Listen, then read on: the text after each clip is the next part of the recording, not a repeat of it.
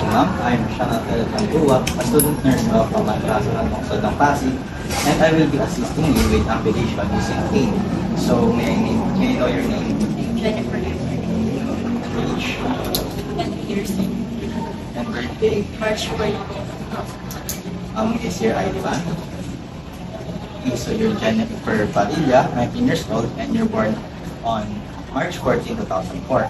So, ma'am, so this is important. So, to ensure your safety when using a cane, and so you can avoid falling or injuries. So, now I'm going to do the proper hand hygiene.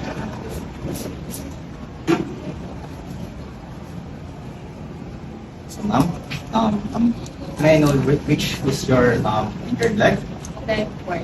Okay, so I'm going to give you the cane on your stronger side.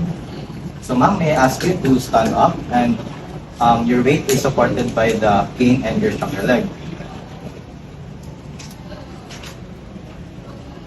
Okay, so ma'am,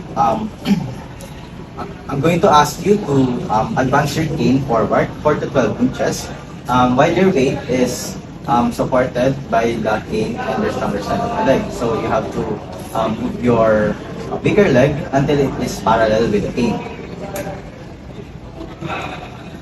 Okay, so you're going to repeat that again until you reach the certain distance or the distance that you can tolerate.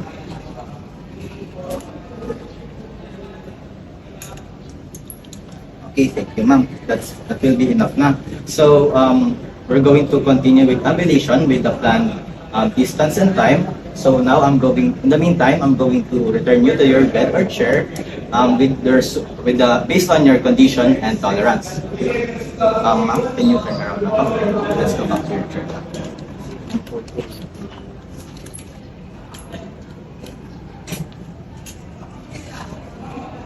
Okay, now I'm going to perform the hand hygiene again.